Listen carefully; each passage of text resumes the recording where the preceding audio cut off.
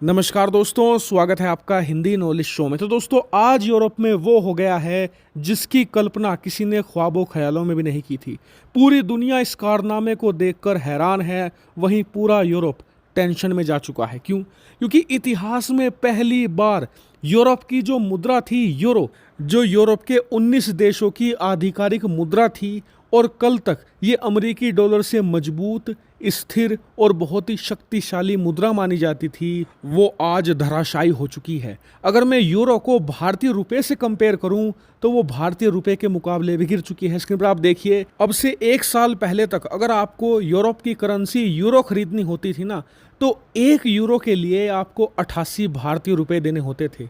लेकिन आज हालात ये हो चुके हैं कि 1 यूरो मात्र 79 रुपये में आपको मिल जाएगी। इतनी गिरावट आ चुकी है, लेकिन डॉलर के मुकाबले जो हुआ है वो तो अचंभित करने वाला है। दरअसल अब से कुछ ही महीने पहले तक अगर किसी को डॉलर देकर यूरो खरीदने होते थे ना, तो 100 यूरो के लिए आपको 120 डॉलर देने होते थे। इतनी मजबूत थी यूरो। लेकिन आज हालात ये हो चुके हैं कि 100 यूरो के बदले आपको 100 डॉलर ही मिलेंगे। जी हाँ, यानी कि लगभग बराबर आ चुकी है यूरोप की मुद्रा यूरो डॉलर के। और अब कहा यह जा रहा है कि इसी के साथ यूरोप का जो गोल्डन पीरियड था वो भी खत्म होना शुरू हो चुका है। यूरोप के अंदर एक बड़ी तबाही की शुरुआत हो चुकी है। हालांकि आप कहेंगे कि यार, इनकी जो मुद्रा है वही तो गिरी है, इससे पूरी अर्थव्यवस्था तबाह कैसे होगी? मैं आपको बताता हूं। दरअसल पूरे यूरोप का जो इंजन है वो जर्मनी को कहा जाता है। जर्मनी पूरे यूरोप की सबसे बड़ी अर्थव्यवस्था है और पूरे यूरोप को चलाता है। अब हुआ क्या है कि इतिहास में पहली बार ऐसा हुआ है कि जर्मनी का जो व्यापार है वो पहली बार घाटे में जा चुका है। जर्मनी में पहली बार ट्रेड डेफिसिट यहाँ पर रिकॉर्ड किया गया है। यानी कि जर्मनी पहले जो सिर्फ एक्सपोर्ट ज़्यादा करता था, सामान दुनिया को ज़्यादा बेचता था, खरीदता कम था, अब ऐसा हो रहा है कि सब कुछ उल्टा हो चुका है। जर्मनी अब दुनिया से ज़्यादा सामान खरीद रहा है, दुनिया को बेच कम रहा है। अब कहा जा रहा है कि ऐसा होने से पूरे यूरोप के जो छोटे और बड़े देश हैं जो जर्मनी पर निर्भर हैं कहीं ना कहीं, चाहे डायरेक्टली चाहे इनडायरेक्टली, उन पर भी बुरा असर पड़ेगा। उनकी अर्थव्यवस्था में भी तेजी से अब गिरावट देखने को मिलेगी। लेकिन अब मेन सवाल यह है कि दुनिया भर की जो मुद्राएं हैं, चाहे वो यूरोप का यूरो हो, भारत का रुपया हो, या फिर चीन का युआन हो, या जापान का येन हो, ये सारी मुद्राएं गिर क्यों रही हैं? वहीं इनके मुकाबले डॉलर मजबूत क्यों हो रहा है?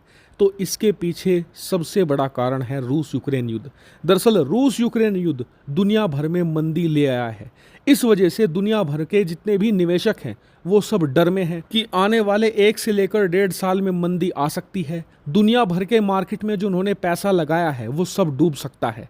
ऐसी क्राइसिस वाली स्थिति में जो निवेशक हैं, चाहे भारत के हों, चीन के हों, जापान के हों, क्या करते हैं? वो एक ऐसे देश में पैसा लगाते हैं जो स्टेबल रहे, चाहे कैसा भी क्राइसिस आ जाए वो झेल ले जाए। तो पूरी दुनिया में ऐसा ट्रैक रिकॉर्ड रखने वाला सिर्फ एक ही देश मौजूद है, अमेरिका। पिछले 100 सालों में दुनिया भर में कोल्ड वॉर हुआ, 2 विश्व युद्ध हुए, इसके अलावा तमाम तरह की महामारियां फैली, चाहे स्पेनिश फ्लू हो, कोरोना वायरस हो, तमाम तरह की चीज़ें हुई। लेकिन अमेरिकी अर्थव्यवस्था ने हर एक चीज़ को आसानी से झेल लिया, एब्जॉर्ब कर लिया हर एक प्रेशर को, और अमेरिका स्टेबल रहा कई 100 सालों से। इसी वजह से दुनिया भर के निवेशक अमेरिका पर भरोसा जताते हैं और दुनिया भर के मार्केट से पैसा निकालकर अमेरिका में निवेश कर रहे हैं, अमेरिकी डॉलर में निवेश कर रहे हैं, ताकि इस क्राइसिस वाली स्थिति में अगर मंदी आती भी है तो उनका पैसा अमेरिका में सुरक्षित रहेगा, अमेरिकी डॉलर स्टेबल बना रहेगा, उनकी जो पूंजी है वो डूबेगी नहीं। और ये दुनिया भर के निवेशक तो कर ही रहे हैं, लेकिन अब यूरोपियन लोग भी कर रहे हैं, क्योंकि यूरोप के तमाम देशों के लोगों को डर यही है कि रूस यूक्रेन युद्ध फैल सकता है। ऐसी स्थिति में उनका देश पूरी तरीके से तबाह हो जाएगा। इसीलिए वो अपना पैसा अमेरिका में लगाकर उसे सुरक्षित कर रहे हैं, और इसीलिए यूरो भी धराशायी हो रहा है। वहीं बात करें कि जर्मनी का ट्रेड डेफिसिट क्यों हुआ है, वो इसलिए क्योंकि अब जर्मनी महंगा तेल और गैस खरीद रहा है। इसके अलावा रूस ने भी गैस की सप्लाई काट दी है, जिस वजह से जर्मनी के अंदर जो बड़े कार के कारखाने हैं, इसके अलावा जो वहाँ पर स्टील प्लांट है, वहाँ पर गैस की कमी हो रही है। और गैस बहुत ही एसेंशियल चीज़ है इन सभी की मैन्युफैक्चरिंग में। इसी वजह से इनका जो मैन्युफैक्चरिंग है वो कम हो रहा है। एक्सपोर्ट इसी वजह से कम हो रहा है और इंपोर्ट लगातार बढ़ रहा है। और इसीलिए कहा जा रहा है कि रूस यूक्रेन युद्ध चाहे फैले या ना फैले, इसकी कीमत पूरा यूरोप चुकाएगा और रूस यूक्रेन युद्ध यूरोप के अंत की शुरुआत कर सकता है। हालांकि इस पर आपका क्या मानना है, कमेंट करके जरूर बताएगा। फिलहाल इस वीडियो में इतना ही। Thank you very much for watching video.